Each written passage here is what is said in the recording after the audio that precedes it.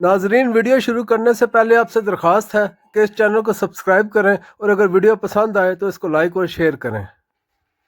ناظرین، سیاسی حلقوں میں اس وقت جو بحث سب سے زیادہ شدت اختیار کر چکی ہے وہ یہ ہے کہ خیبر پختونخوا میں سہیل آفریدی کے وزیر اعلیٰ بننے کے بعد پاکستان تحریک انصاف کی مجموعی سیاسی سمت میں ایک واضح مگر غیر اعلانیہ تبدیلی محسوس کی جا رہی ہے۔ مبصرین کے مطابق پارٹی کو آہستہ آہستہ ایک مخصوص نسلی اور علاقائی شناخت کی طرف دھکیلا جا رہا ہے، جسے سیاسی زبان میں پختون کارڈ کہا جاتا ہے۔ اگرچہ پی ٹی آئی کی اعلیٰ قیادت نے اس تاثر کی نہ تو تصدیق کی ہے اور نہ ہی اس کی تردید، لیکن حالیہ سیاسی سرگرمیاں، دورے اور بیانات اس بحث کو مزید تقویت دے رہے ہیں۔ سب سے پہلے اگر وزیر اعلیٰ سہیل آفریدی کے لاہور دورے کا جائزہ لیا جائے تو یہ بات نمایاں نظر آتی ہے کہ ان کے ہمراہ آنے والی قیادت میں اکثریت پختون رہنماؤں پر مشتمل تھی۔ ماضی میں پی ٹی آئی کے لاہور دورے پارٹی کی طاقت کا مظاہرہ سمجھے جاتے تھے، جہاں پنجاب کی مضبوط اور مؤثر قیادت پس منظر میں ہوتی تھی، مگر اس مرتبہ صورتحال بالکل مختلف دکھائی دی۔ سلمان اکرم راجہ کے علاوہ کوئی بڑا پنجابی چہرہ نمایاں طور پر نظر نہیں آیا، جس پر سیاسی حلقوں نے سوال اٹھایا کہ آیا پنجاب کی قیادت کو دانستہ طور پر پس منظر میں رکھا گیا یا محض یہ حالات کا اتفاق ہے۔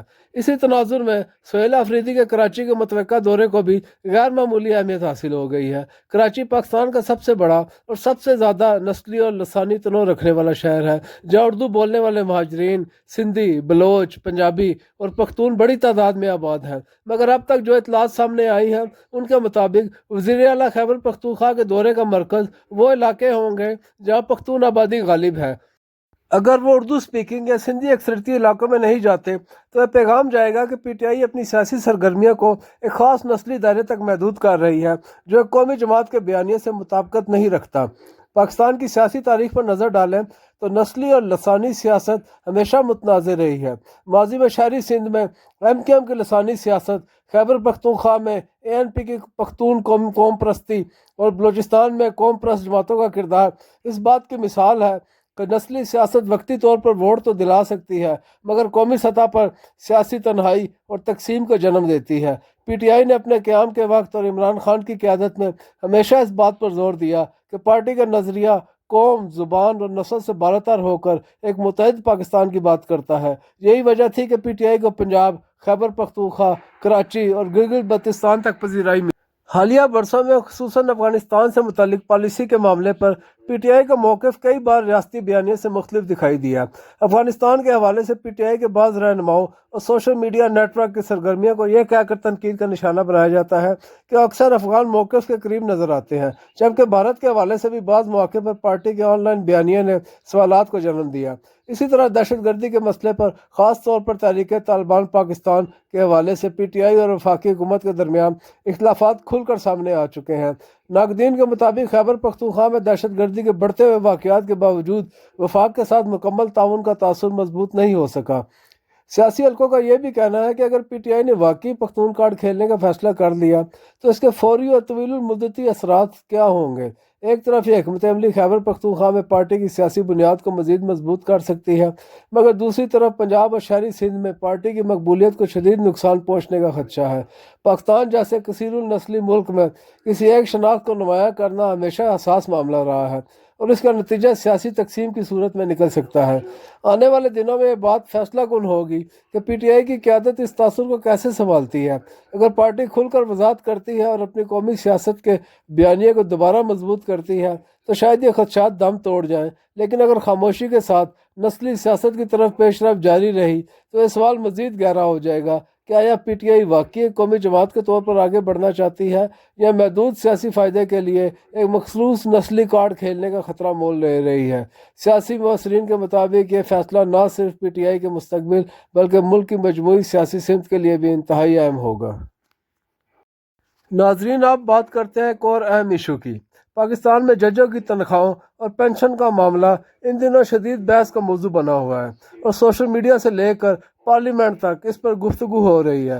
حالیہ دنوں میں وزیر دفاع خواجہ آصف نے بھی اپنے ایکس سابقہ ٹویٹر اکاؤنٹ پر اس حوالے سے بیان دیا، جس کے بعد یہ بحث مزید شدت اختیار کر گئی۔ خواجہ آصف کے بیان نے ایک بار پھر یہ سوال اٹھا دیا کہ کیا ریاست کے محدود وسائل میں عدلیہ کو دی جانے والی مراعات موجودہ معاشی حالات سے ہم آہنگ ہے یا نہیں۔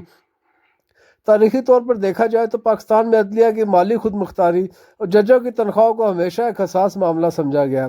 آئین پاکستان کے تحت ججوں کی تنخواہیں اور مراعات محفوظ تصور کی جاتی ہیں تاکہ وہ کسی دباؤ یا اثر و رسوخ کے بغیر آزادانہ فیصلے کر سکے۔ ماضی میں سپریم کورٹ اور ہائی کورٹس کے ججوں کی تنخواہوں میں وقتاً فوقتاً اضافہ کیا جاتا رہا، جس کا جواز یہ دیا جاتا رہا کہ عدلیہ کی آزادی کو یقینی بنانے کے لیے مالی تحفظ ناگزیر ہے۔ تاہم ناقدین کا موقف ہے کہ جب ملک شدید معاشی بحران، مہنگائی، قرضوں اور بجٹ خسارے کا شکار ہو تو ریاست کے تمام ستونوں کو یکساں قربانی دینا چاہیے۔ ان کے مطابق ججوں کی بھاری تنخواہیں، مراعات، سرکاری گاڑیاں، رہائش گاہیں اور ریٹائرمنٹ کے بعد خطیر پنشن عام شہری کے لیے ناقابل فہم ہے، خاص طور پر ایسے وقت میں جب سرکاری ملازمین اور پینشنرز کو کٹوتیوں اور تاخیر کا سامنا ہے۔ خواجہ آصف نے اپنے بیان میں اسی نقطے کی طرف اشارہ کرتے ہوئے کہا کہ ملک میں وسائل کی منصفانہ تقسیم ایک سنجیدہ مسئلہ بن چکی ہے اور طاقتور طبقات کو بھی خود احتسابی کا مظاہرہ کرنا ہوگا۔ ان کے مطابق ججوں کی عزت اور مقام اپنی جگہ، مگر ریاستی اخراجات کو زمینی حقائق کے مطابق دیکھنا ناگزیر ہو چکا ہے۔ دوسری جانب قانونی ماہرین اور وکلا تنظیموں کا کہنا ہے کہ ججوں کی تنخواہوں کو عوامی جذبات کی نظر کرنا درست نہیں ہوگا۔ ان کے مطابق اگر عدلیہ کو مالی طور پر کمزور کیا گیا، اس کا براہ راست اثر انصاف کی فراہمی اور عدالتی آزادی پر پڑ سکتا ہے۔ وہ یہ بھی یاد دلاتے ہیں کہ ماضی میں ججوں پر دباؤ ڈالنے کے لیے مالی معاملات کو بطور ہتھیار استعمال کیا جاتا رہا ہے، جس کے نتائج جمہوریت کے لیے نقصان دہ ثابت ہوئے۔ یہ معاملہ اس وقت مزید پیچیدہ ہو جاتا ہے جب عوام اسے اشرافیہ اور عام شہری کے درمیان بڑھتے ہوئے فرق کے تناظر میں دیکھتے ہیں۔ ایک طرف عام آدمی مہنگائی، بے روزگاری اور کم تنخواہوں سے پریشان ہے تو دوسری طرف ریاستی عہدوں پر فائز افراد کی مراعات سوالات کو جنم دے رہی ہیں۔ نتیجتاً ججوں کی تنخواہیں اور پینشن کا مسئلہ محض ایک مالی بحث نہیں رہا، بلکہ ریاستی ترجیحات، معاشی انصاف اور ادارہ جاتی توازن کا معاملہ بن چکا ہے۔ آنے والے دنوں میں یہ دیکھنا اہم ہوگا کہ حکومت، عدلیہ اور پارلیمنٹ اس حساس مسئلے پر کس طرح کوئی متوازن اور قابل قبول راستہ نکالتی ہیں تاکہ نہ تو عدلیہ کی آزادی متاثر ہو اور نہ ہی عوام میں احساس محرومی مزید گہرا ہو۔ ناظرین، اگر آپ کو یہ ویڈیو پسند آئی ہو تو اس چینل کو سبسکرائب کریں اور اس ویڈیو کو لائک اور شیئر کریں۔ شکریہ۔